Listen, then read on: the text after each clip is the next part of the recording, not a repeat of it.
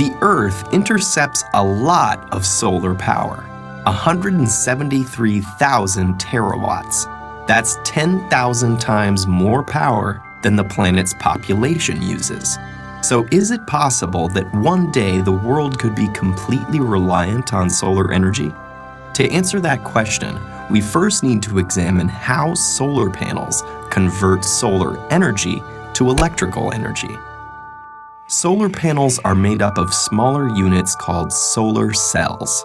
The most common solar cells are made from silicon, a semiconductor that is the second most abundant element on Earth. In a solar cell, crystalline silicon is sandwiched between conductive layers. Each silicon atom is connected to its neighbors by 4 strong bonds, which keep the electrons in place so no current can flow. Here's the key. A silicon solar cell uses 2 different layers of silicon.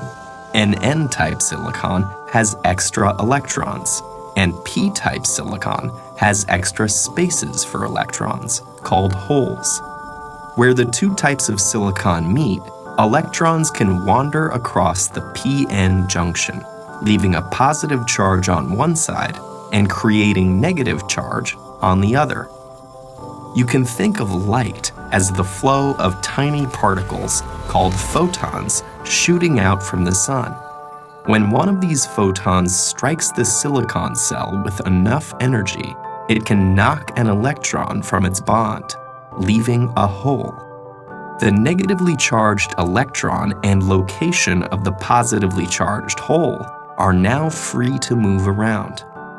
But because of the electric field at the p-n junction, they'll only go one way. The electron is drawn to the N side, while the hole is drawn to the P side.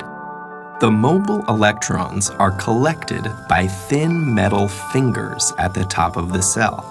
From there, they flow through an external circuit, doing electrical work like powering a light bulb, before returning through the conductive aluminum sheet on the back.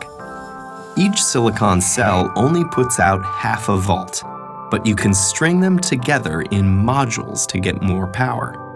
12 photovoltaic cells are enough to charge a cell phone, while it takes many modules to power an entire house.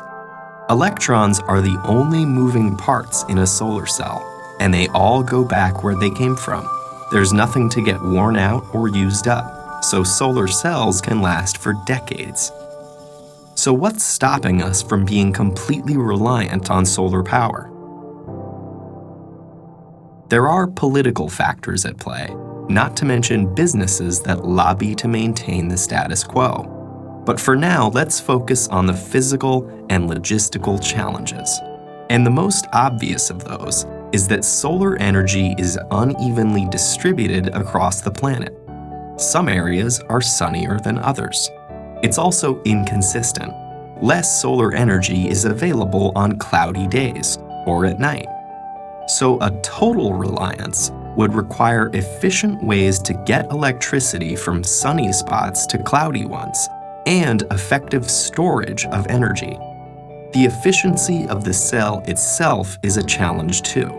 If sunlight is reflected instead of absorbed, or if dislodged electrons fall back into a hole before going through the circuit, that photon's energy is lost.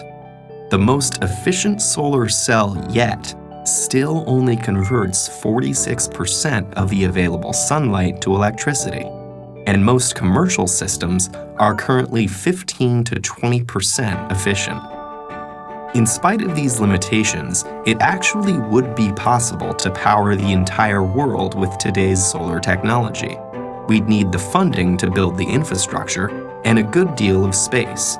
Estimates range from tens to hundreds of thousands of square miles. Which seems like a lot, but the Sahara Desert alone is over 3 million square miles in area. Meanwhile, solar cells are getting better, cheaper, and are competing with electricity from the grid. And innovations like floating solar farms may change the landscape entirely. Thought experiments aside, there's the fact that over 1 billion people don't have access to a reliable electric grid, especially in developing countries, many of which are sunny. So in places like that, solar energy is already much cheaper and safer than available alternatives like kerosene. For, say, Finland or Seattle, though, effective solar energy may still be a little way off.